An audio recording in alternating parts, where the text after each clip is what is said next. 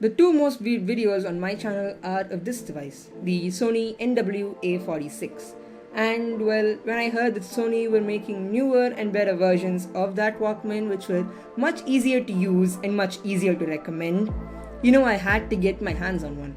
So this here is the Sony NW A105 and this is my review of it.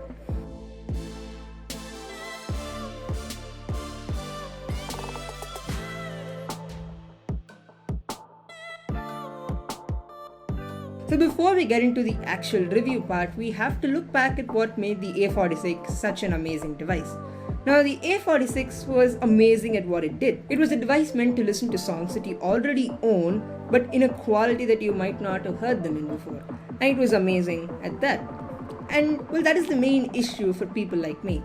I like to be spotting new songs and I want to explore. But for a person like me, if you give me an A46, for me to listen to the latest songs or some new song that I don't have, I'd have to find that song through some method, buy the song, obtain the high resolution copy of it, copy it to the SD card and then be able to listen to it on the player, and that is too cumbersome for a person like me. So I ended up just listening to songs on my phone, on Spotify with the normal audio quality and not expecting anything great from it. And that is where the A105 improves on it a lot. The A105 runs the full version of Android 9, meaning all your favorite streaming services, music and video can be run on it natively and it will perform well. You can be spotting songs on Spotify all day long while crying at the quality of the music.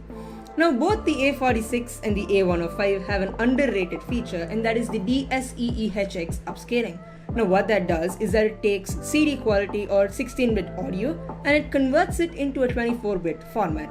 Now you can't create information out of nothing, so this upscaling is not going to affect the music severely. But what it does is that there are some information losses when you convert a file from the digital file present in here in a format that your speakers can drive. Now the upscaling means so that the little bit of data lost is actually recovered, meaning that you are listening to more information than you normally would. And this filter on the A105 applies all over the operating system, meaning all the sound outputs from the device actually receive the DSEE HX upscaling. And what that means is anything from Zoom meetings to YouTube videos to Spotify get affected by this setting. And what that means is you are listening to much more information than you would on any other device, even if you're using something like Spotify. And that makes that much of a difference. It might seem gimmicky, but trust me, I have listened with it on and with it off, and it makes a world of difference. And that might be enough of a reason for you to only listen to songs on this. But there's more. I feel like an infomercial commercial salesman. Now, apart from that, the DSEE HX upscaling, it also has other audio filters like the dynamic normalizer, which takes audio files with different volume levels and it actually makes all the volumes same so that you don't become deaf when you switch between songs. And it also has something called the DC phase linearizer, and what that does is that it rolls off the low frequencies in a natural way that makes the song sound better. It also has a similar functionality called the vinyl processor, and what that does is it rolls off the high frequencies in again a natural vinyl analog way, which again makes the song sound that much more analog and that much better. Now it also has your normal equalizing settings, and in a first for a Sony Walkman, all of these equalizer functions work through Bluetooth as well. That was one of the major downfalls of the A46, that the sound adjustments that you do on it don't apply when you're using a Bluetooth headphone, where it does on the A105. Now, I mentioned spotting songs on Spotify all day long. That was a lie. You can only spot songs for about 6 to 7 hours. The drawback of having a similar body style with the A46 means that you can only have a similarly sized, or even in some cases a smaller battery. And what that means is this smaller battery has to drive much more powerful components and also has to run Android, which is a heavier operating system than what the A46 shipped with. And what that means is the battery life on the A105 is downright abysmal. Now, I knew full well going into this that the battery life is bad on this device, but I did not know that it would only last 7 to 8 hours on a full charge. And actually, as a fun fact, when you're listening to the music, you can actually see the battery percentage dwindle from 100 to 99 to 98, and you can see it counting down. And well, that's not just the usage drains the battery. Even standby, just leaving the device unattended, also drains the battery. Now, if you notice, the A105 right now is on airplane mode, and the sole reason it's on airplane mode is because just staying connected to Wi-Fi drains the battery from 100 to 0 in about 24 hours. It's downright unusable. Now, it would be usable if the charging speeds were good. If the device drains fast but only takes like 15 minutes to top up, it's fine. You can spend 15 minutes charging, doing something else, take it back and continue where you stopped. But that's also not changed. It again has a USB Type-C connector, which you'd assume would enable fast charging, but no, this doesn't have any support for fast charging, and it takes quite a while to completely charge from 0 to 100. Now, the A46 has a Sony's own proprietary charging connector, which resembles the old Sony Ericsson charging cables and the Apple 30-pin connector to an extent.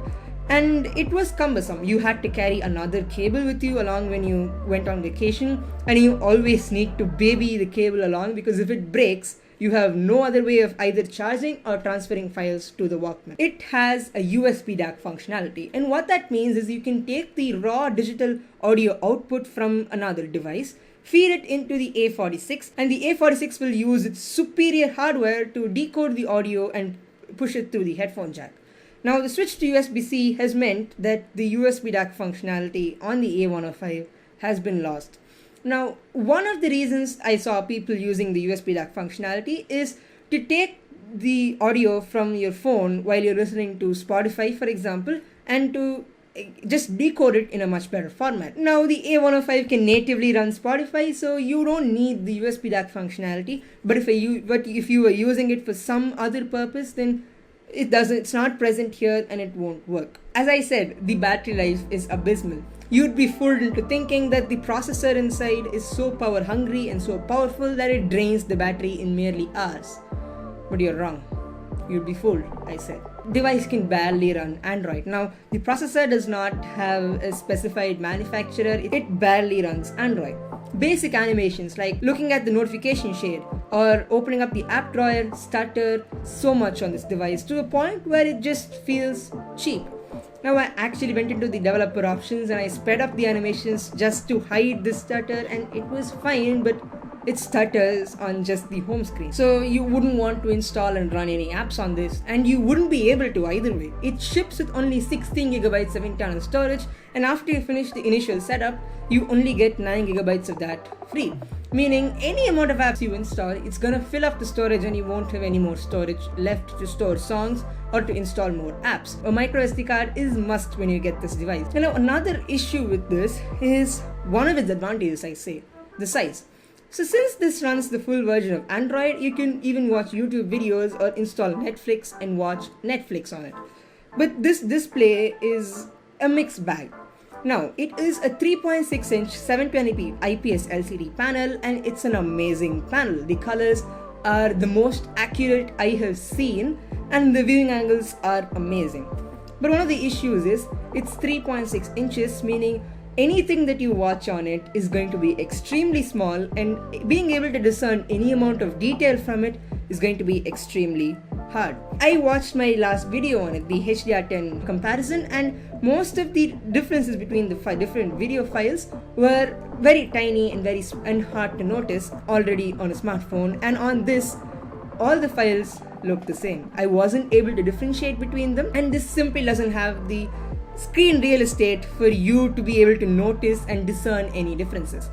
But this is a good display panel. It is crisp, it is sharp, and you don't feel like you're using a cheap device or that you're using a device that is not meant for content consumption. And the touch response is also amazing. Now, I tried typing, Google searching, YouTube video searching, and the typing was pretty accurate for such a small screen. I was able to get back to my normal typing speeds, meaning that the touch sensitivity is perfect. If it were a slightly bigger panel, like a 4-inch, just like the iPod Touch, it might have been massively useful since it's such a good panel. It is color accurate, it is sharp, and it is crisp. What more do you need in a display? It is too small to be used in any significant way, and I saw no use of installing any kind of social media application on it since it's already starved for storage, and that it probably wouldn't run it properly either. Overall, I'd say the jump to Android was probably 2 steps forward and 1 step backward. You gained a bit of functionality, but you lost some critical features and some critical things you have to keep in mind when you buy a device. And that is the entire theme about this device. It is 2 steps forward and 1 step backward. Now, for people who are looking at an iPod Touch solely as a second device that doesn't have the phone attached to it, would this be a competitor for it? No way. This is purely meant for music, and I find it hard to recommend it to anybody else that is not an audiophile or that doesn't want the absolute pristine quality music. So if you wanted something like an iPod Touch which can run Android apps and that you can use it as a secondary computing device, this is not it. Go for the iPod. But if you want the best audio quality you can get from streaming services and also the files that you locally have stored, this is it. It's an amazing device and it does whatever it does amazingly. That is, play music and watch a bit of video. So that's it for this video. Thanks for watching, and I'll see you guys in the next month with a new one.